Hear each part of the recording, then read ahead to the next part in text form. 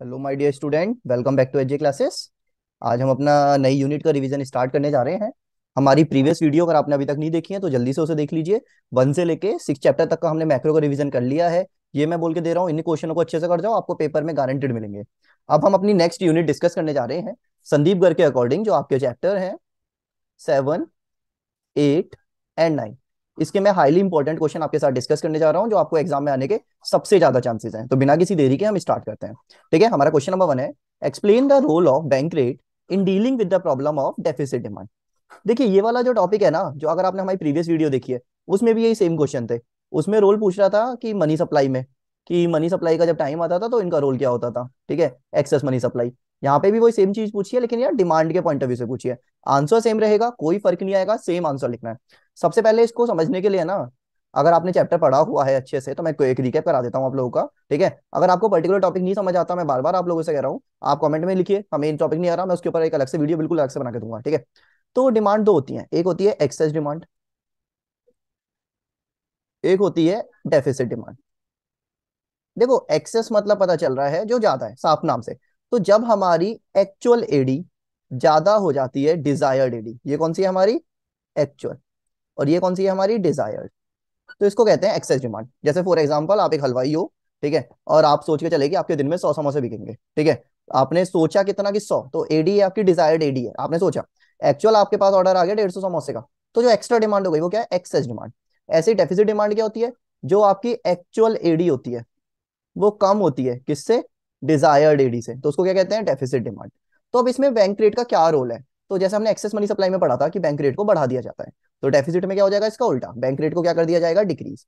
अगर ये क्वेश्चन आता है बेटा हमारा 6 मार्क्स में, तो बेटा 6 मार्क्स में पहले हम इनकी क्या लिखेंगे, डेफिनेशन।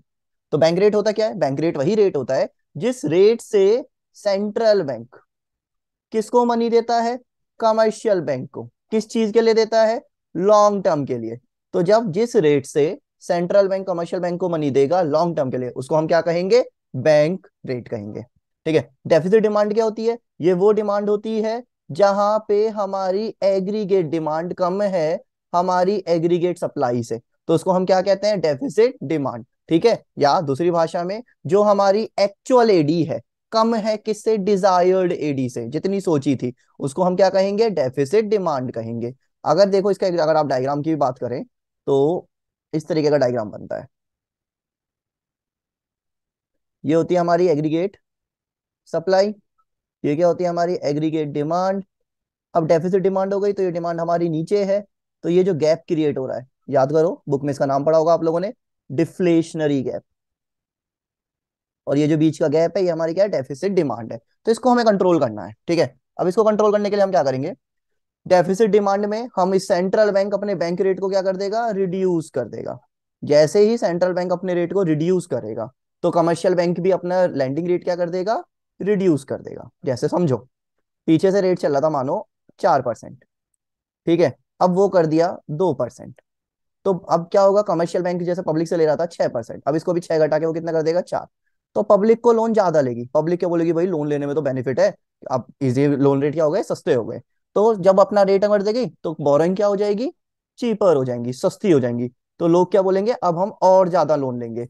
जब लोन ज्यादा लेंगे तो हमारी क्या हो जाएगी, एग्रीगेट डिमांड क्या हो जाएगी, इंक्रीज हो जाएगी। और जैसे एग्रीगेट डिमांड इंक्रीज हो जाएगी, डेफिसिट डिमांड हमारी क्या हो जाएगी, कंट्रोल।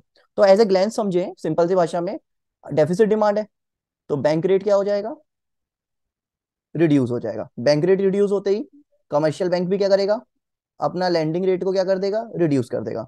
लैंडिंग रेट रिड्यूस होते ही बोरिंग क्या हो जाएगी, ज्यादा। बोरिंग ज्यादा होते ही एग्रीगेट डिमांड क्या हो जाएगी, ज्यादा। एग्रीगेट डिमांड ज्यादा हो जाएगी तो डेफिसिट डिमांड क्या हो जाएगी, मार्केट से गायब। अब यही सेम क्वेश्चन आता एक्सेस डिमांड का। एक्सेस डिमांड का क्वेश्चन आता तो अपोजिट, बैंक रेट क्या कर देंगे, increase, lending rate increase, borrowing decrease, aggregate demand decrease, excess demand wiped out. Same question दोनों पॉइंट ऑफ व्यू से। ठीक है, अब आते हैं हमारा next question, explain the role of margin requirement.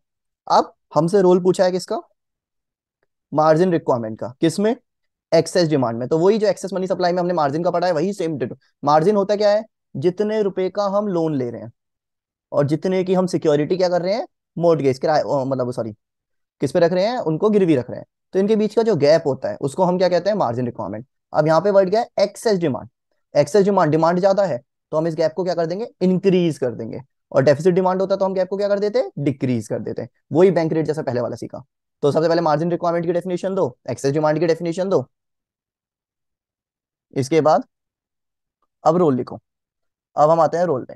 तो एक्सेस डिमांड में मार्जिन को क्या कर देगी, इंक्रीज कर देगी।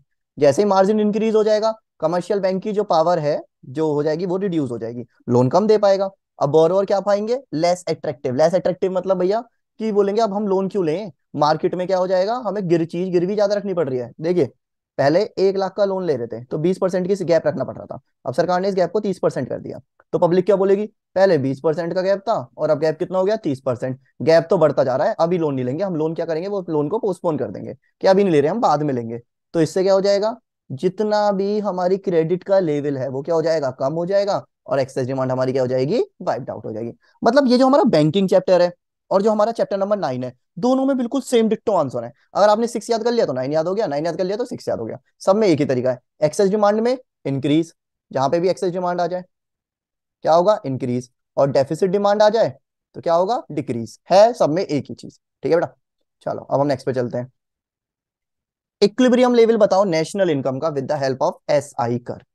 इक्विलिब्रियम इनकम बोले, इनकम डिटर्मिनेशन बोले, हमारी दो अप्रोच है हमारे सिलेबस में। एक अप्रोच है एडीएएस अप्रोच, एक है हमारी एसआई अप्रोच। हम दो मदद की अप्रोच की मदद से इक्विलिब्रियम लेवल निकालते हैं, ठीक है। तो कीन्स की मदद ने हमसे सबसे पहले कौन सा पूछा है, एसआई अप्रोच। तो ये हमारे जेएम कीन्स ने थ्योरी दी थी, तो इसको कीन्स थ्योरी भी कहते हैं।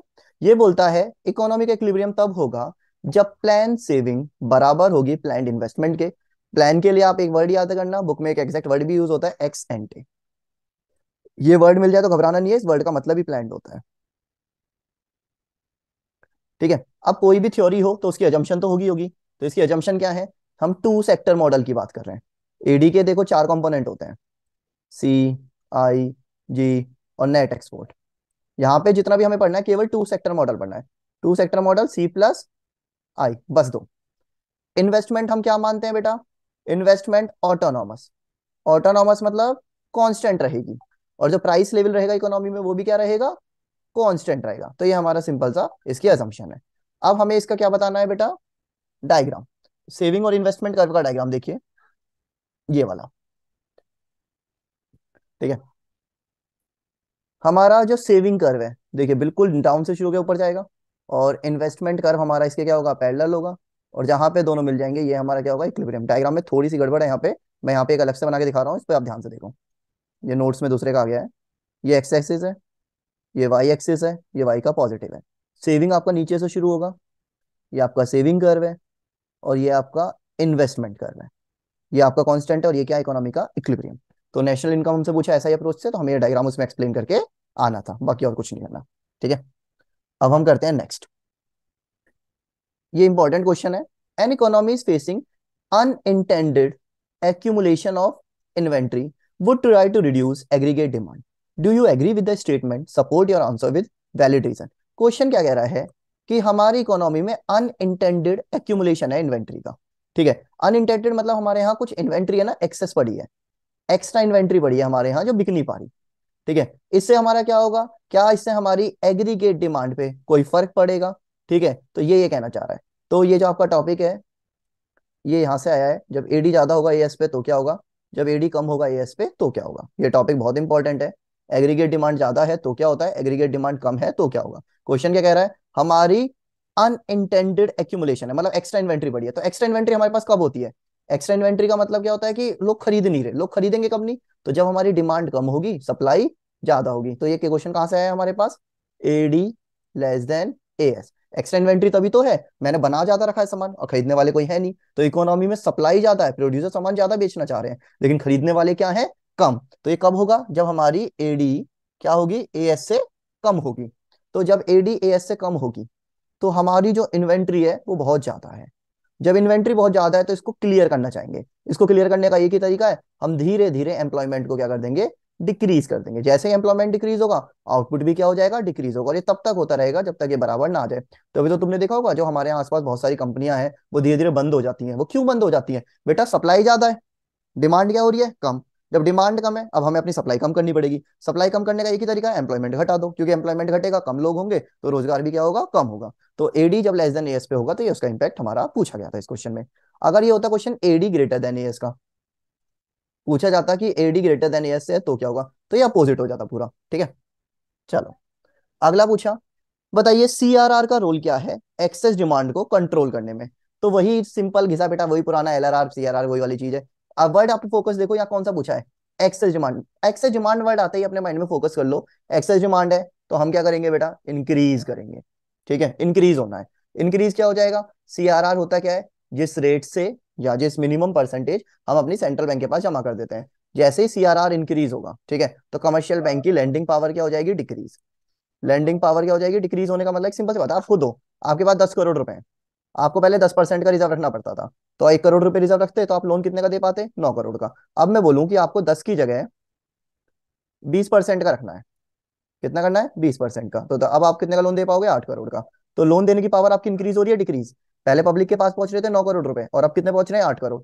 तो आप कंट्रोल कर पाओगे, हाँ जी कर पाएंगे। तो यही होता है सीआरआर का रोल। सीआरआर में होगा क्या, जो चीज अभी मैंने समझाई उसको मैंने यहाँ पे वर्ड्स में लिखा हुआ है। ठीक है, मैंने आपको बहुत सिंपल वर्ड यूज किए हैं जो आप एग्जाम में बहुत अच्छे से यूज कर सकते हैं।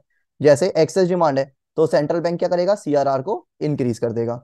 जैसे ही सीआरआर इंक्रीज होगा तो कमर्शियल बैंक की जो पावर है वो कम हो जाएगी। इससे क्या हो जाएगा, हमारे क्रेडिट अवेलेबिलिटी इकोनॉमी में कम हो जाएगी, और एक्सेस डिमांड क्या हो जाएगी, वाइप आउट। धीरे धीरे एक्सेस डिमांड मार्केट से गायब होना स्टार्ट हो जाएगी। ठीक है, अब आता है नेक्स्ट क्वेश्चन, छोटा सा बड़ा प्यारा है हमारा question. Does consumption curve start from origin, give reason. क्या कंजम्पशन कर्व हमारा ओरिजिन से शुरू होता है, नहीं, कंजम्पशन कर्व हमारा कभी भी ओरिजिन से स्टार्ट नहीं होता। जिसको ही पता होगा कंजम्पशन का फॉर्मूला क्या होता है, सी इक्वल सी बार प्लस डी वाई। या आपने फॉर्मूला पढ़ा होगा, सी बार कहते हैं ऑटोनॉमस कंजम्पशन को, और डी वाई होता है हमारा इंड्यूस्ड कंजम्पशन। ऑटोनॉमस कंजम्पशन ही वो कंजम्पशन होता है जो जिंदा रहने के लिए हम करते हैं, सर्वाइवल के लिए। आपके घर में आप मानो बिल्कुल कुछ भी नहीं कमा रहे, आप तब भी कुछ ना कुछ कंजम्पशन करोगे, किसके लिए, जिंदा रहने के लिए। तो कंजम्पशन कर्व कभी भी ओरिजिन से स्टार्ट हो ही नहीं सकता। कंजम्पशन कर्व हमेशा कुछ ना कुछ पॉजिटिव वैल्यू से स्टार्ट होगा। बेशक हम मानो आप दिन के 100 रुपए खर्च करते थे, आप 100 नहीं करोगे, 50 रुपए खर्च करोगे, लेकिन करोगे। क्यों, क्योंकि आप जिंदा रहना चाहते हो। तो सर्वाइवल के लिए जो कंजम्पशन किया जाता है उसको हम क्या कहते हैं, ऑटोनॉमस कंजम्पशन। और सिंपल इसका ये डायग्राम होता है ऑटोनॉमस कंजम्पशन का। ये जो पॉजिटिव वैल्यू दिख रही है ना, पॉजिटिव जो गैप दिख रहा है, ये वाला हिस्सा, इसी को हम क्या कहते हैं, ऑटोनॉमस कंजम्पशन कहते हैं। तो ये बहुत बार पूछा जाता है कि ऑटोनॉमस कंजम्पशन है क्या। ठीक है, तो ऑटोनॉमस कंजम्पशन, कंजम्पशन दो तरह का होता है, ऑटोनॉमस प्लस इंड्यूस्ड। ऑटोनॉमस जो हम सर्वाइवल के लिए करते हैं, बेशक हमारे पास इनकम हो या ना हो। और जब इंड्यूस्ड होता है वो किस लिए होता है, हमें आगे में मैनेज करने के लिए। जैसे इनकम बढ़ेगी तो कंजम्पशन बढ़ाएंगे, ऑब्वियस सी बात है। अगर आप मानो 1 लाख पर मंथ आप अर्न कर रहे हो, तो आपका कंजम्पशन पैटर्न 1 लाख के अकॉर्डिंग होगा। अगर आपकी इनकम 1.5 लाख रुपए हो जाएगी तो आपका पैटर्न 1.5 लाख के अकॉर्डिंग होगा, क्योंकि जैसे आपकी इनकम बढ़ती है आपके खर्चे भी बढ़ते चले जाते हैं। ठीक है, आज की वीडियो में सिर्फ इतना ही। कल हम इसके मोस्ट इंपॉर्टेंट नेक्स्ट क्वेश्चन और डिस्कस करेंगे। तब तक अच्छे से पढ़ो, घबराने की बिल्कुल जरूरत नहीं है। इको में, इको में आपके डायग्राम सही होने चाहिए।